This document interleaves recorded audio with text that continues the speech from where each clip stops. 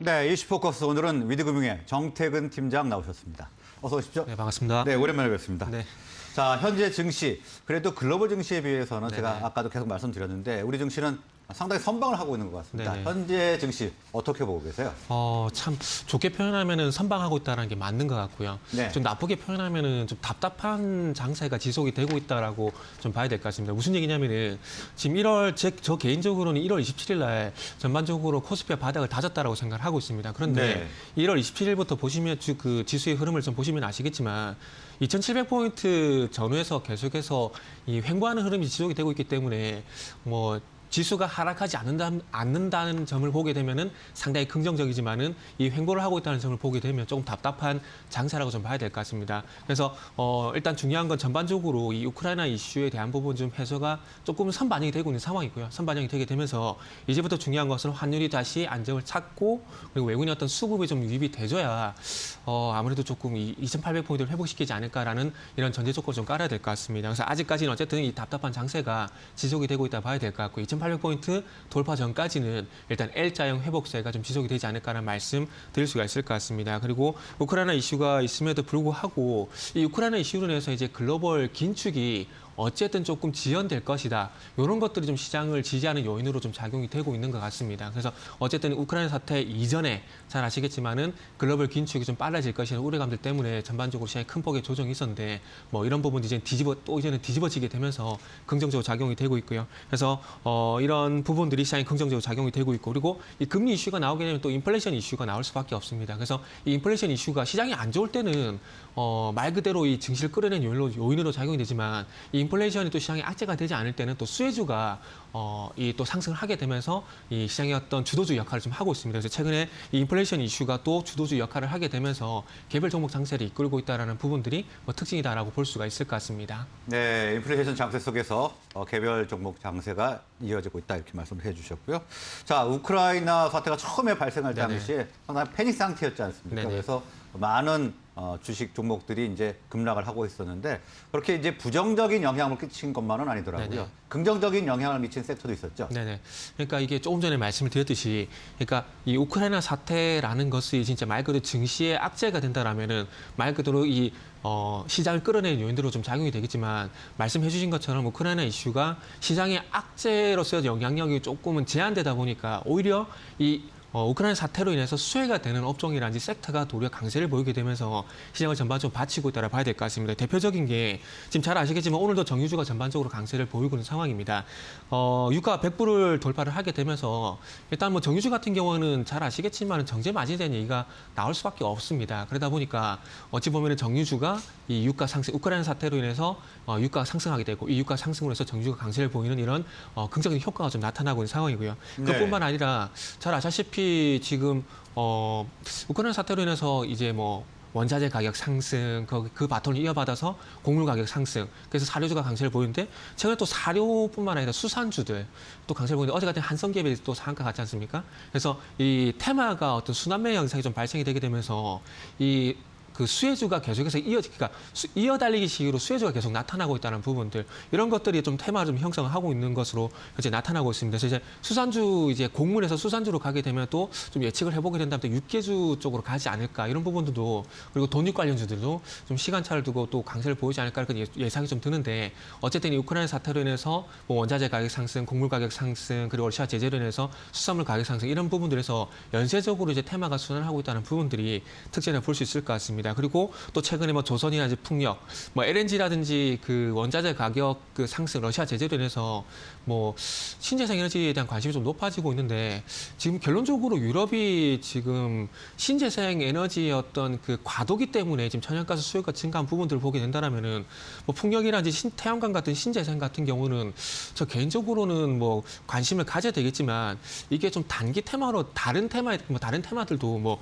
물론 사료라든지 수산 같은 경우도 단기 테마로 끝이 나겠지만 뭐 신재생 에너지, 뭐 태양광이라든지 뭐 수소 같은 경우에도 저는 개인적으로 좀 단기적으로 봐야 되지 않을까라는 말씀드리고 싶습니다. 그래서 지금의 또 우크라이나 사태로 봤을 때 좀 지속성 측면에서 보게 된다라면은 뭐 천연가스라든지 뭐 유가 정도 아마 이 영향이 좀 지속이 되지 않을까 보고 있고요. 나머지 뭐 사료라든지 뭐 풍력, 수산 이런 것들은 단기 테마로 좀 보시는 게 좋지 않을까라는 말씀 좀 드리고 싶습니다. 네, 일단 정유나 뭐 사료, 수산 쪽으로 순환매가 돌고 있는데 이것은 단기적인 테마로만 접근을 하자 이렇게 말씀을 해주셨고요.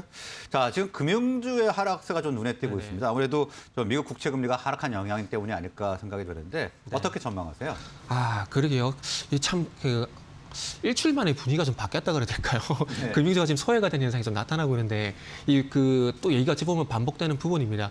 그 우크라이나 이슈로 인해 가지고 이제 금리 속도가 조금은 지체가 될 것이다. 그러니까 가파른 금리 인상을 예상했지만 우크라이나 이슈로 인해 가지고 금리 인상 속도가 금리 인상 속도가 좀 지체가 될 것이란 그런 부분들 때문에 미국의 10년물 국채 금리가 1.7%까지 하락을 하게 되고 국채 금리가 좀 하락을 하다 보니까 거기에 수혜가 있었던 또 이제 금융주가 전반적으로 하락을 하고 있는 상황입니다. 근데 네. 결론부터 말씀드리면, 근데 이런 부분들은 제가 봤을 때는 단기적인 현상이지 않을까 좀 봐야 될 것 같아요. 왜 그렇게 생각을 하냐면은 일단 어쨌든 지금 금리가 인상이 될 거란 것을, 그러니까 금리가 인상이 되지 않을 거라는 게 아니라는 거죠.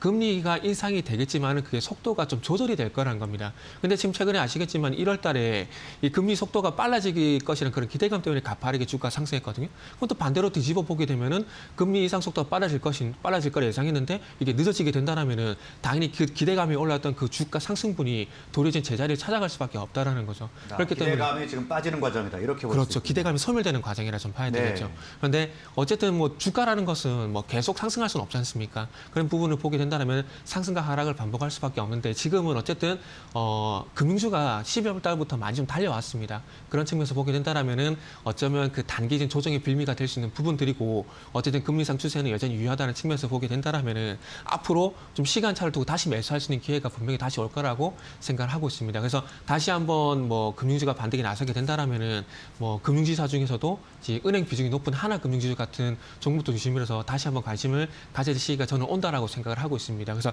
지금은 어쨌든 결론부터 말씀을 드리면 우크라이나 사태로 인해서 이 국채금리가 하락을 하게 되고 또 안전자산 선호 현상으로 해서 달러 강세를 보인 영향으로 인해서 지금 잠시 정치 현상 잠시 지체하고 있지만 아마 우크라이나 사태가 또 완화가 되고 또 선반영이 되게 된다라면은 아마 다시 금리가 또 올라갈 겁니다. 그래서 그때까지만 금융주는 조금 참으면 좋지 않을까라는 말씀을 좀 드릴 수가 있을 것 같습니다. 네, 금리 상승기 측면에서 이 금융주의 하락은 단기적인 모습이다 이렇게 말씀을 해주셨고요. 다음은 관심주 한번 알아보도록 하겠습니다. 네. 어떤 종목 주목하고 계신가요? 네, 계속해서 요즘에 많이 말씀하실 것 같은데 리오프닝 관련주 말씀 좀 드려보고 싶습니다. 네. 뭐 리오프닝 관련해서는 아웃바운드도 관심을 가져야 되고요. 그리고 인바운드도 좀 관심을 가져야 되는데 뭐 인바운드 같은 경우는 예전에도 많이 말씀했던 SP 삼립이라든지 신세계 같은 뭐 종목들 보시면 좋을 것 같고 그리고 아웃바운드 같은 경우 특히나 뭐 항공이라든지 여행 쪽에 많이 관심이 높은데 JS 코퍼레이션이라는 종목도 한번 관심을 가져보시면 좀 좋을 것 같습니다. 네.